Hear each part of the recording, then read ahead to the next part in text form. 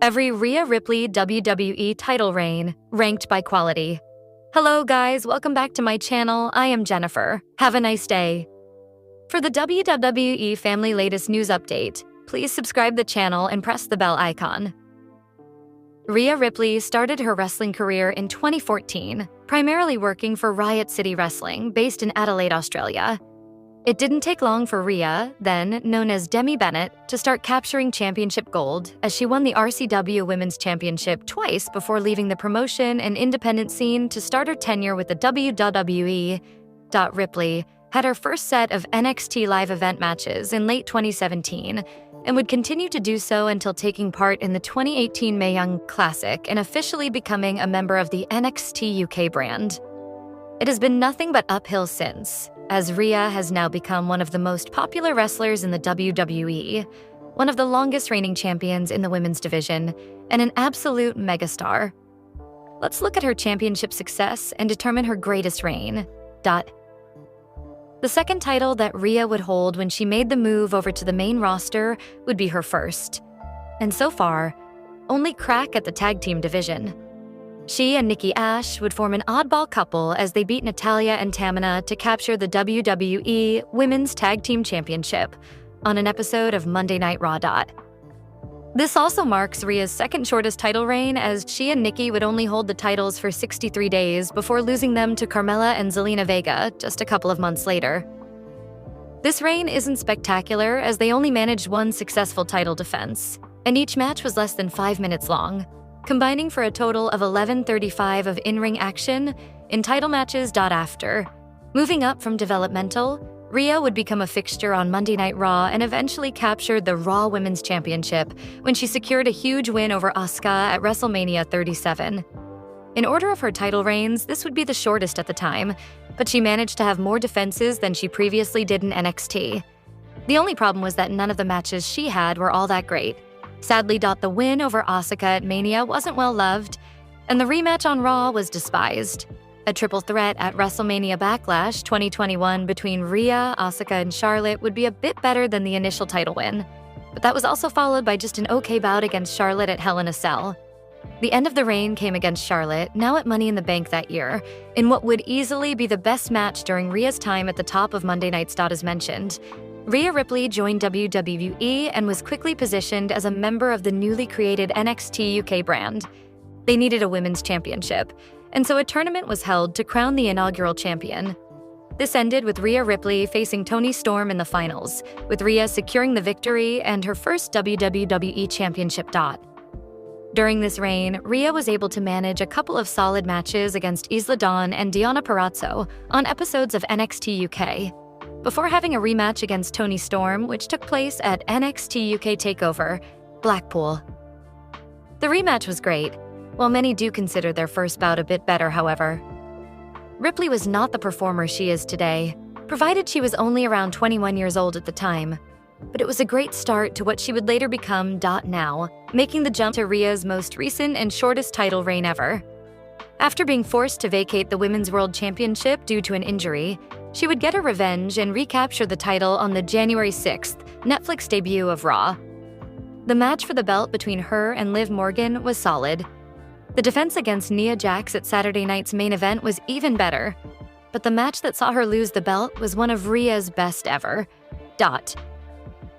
She took on Io Sky in the main event of the March 3rd episode of Raw, not long before WrestleMania, in a match that many did not expect Rhea to lose. The shocking defeat would then set the stage for a triple threat at WrestleMania 41, in which Io, Rhea, and Bianca Belair would absolutely steal the show.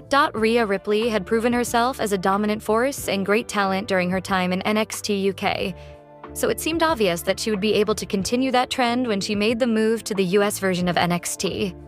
It wouldn't take long for her to dethrone Shayna Baszler on an episode of NXT in an absolutely excellent match. Her following title defenses would be mixed, with the match against Toni Storm at Worlds Collide being considered the worst in their series, while the NXT TakeOver Portland defense against Bianca was pretty good. In terms of in-ring work, though, the best would be her last match as champion, when she took on Charlotte Flair in the opening match of WrestleMania 36 Night 2. They went 20 minutes and killed it. something that the pair would decide to do again some years later. But we will get there. It could be argued that Rhea never had a terrible reign, with her worst being just sort of nothing as a tag champion, while her first main roster singles reign wasn't amazing, but had an amazing ending. With that, it was no doubt that her record-tying reign as SmackDown Women's Champion, later turned into Women's World Champion, was Rhea's greatest time with the title. Hinted at earlier, she and Charlotte would kill it at WrestleMania 39 when they had another stellar 20-plus minute match. Starting off what would be Rhea's more-than-year-long journey as champion. Rhea would then make successful title defenses against the likes of Zelina Vega, Natalya, Raquel Rodriguez, Zoe Stark, Ivy Nile, and Nia Jax, with the Monday Night Raw match against Natalya being a highlight. Ripley then defended the title against Becky Lynch at WrestleMania 40 in a very good match, but her reign ended shortly after as she was forced to vacate the title due to injury. It hurt her reign to have to end on such a sour note without losing to someone, but otherwise it was stellar. CM Punk recently shared his thoughts on the current WWE roster during an interview with Netflix's Tudum. The former WWE champion had plenty of good things to say about both the men's and women's divisions. He also dropped hints about who he might want to face in the ring soon.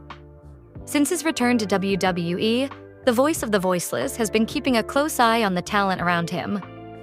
CM Punk made it clear that he thinks the women in WWE are doing amazing work right now. The women are carrying the show a lot of times, he said in the interview. He called Rhea Ripley a superstar and gave special praise to Liv Morgan. According to Punk, Morgan had an MVP year in 2024. This is high praise for Morgan, who has been on a strong run lately. She's currently in the WWE Women's Tag Team Championship picture with Raquel Rodriguez. They recently lost the titles to Becky Lynch, Lyra Valkyria at WrestleMania 41 Night 2, but won them back the very next day. Morgan returned from injury with her Revenge Tour and has become one of the most feared women on the roster. She even stole Dirty Dominik Mysterio from Ripley and took her place in the Judgment Day before becoming the inaugural WWE Women's Crown Jewel Champion. When talking about the men's division, Punk mentioned several wrestlers he admires. "I like watching Gunther compete," he said. He didn't hide his feelings about Dominik Mysterio either. "I hate Dominik Mysterio, that's neither here nor there." Punk shared the names of wrestlers he wants to face soon. "Guys, I want to work with Jacob Fatu. Got a little taste at War Games, but one-on-one stuff is my bread and butter. There's more pressure that way," he explained.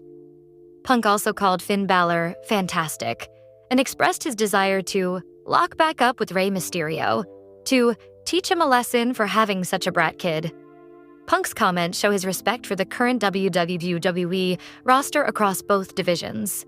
His praise for performers like Rhea Ripley and Liv Morgan highlights how strong the women's division has become. His interest in facing talents like Jacob Fatu and Finn Balor gives fans something to look forward to. CM Punk's last match was at WrestleMania 41, where he faced Roman Reigns and Seth Rollins in a triple threat match. As Punk continues his WWE run, fans can hope to see him face some of these dream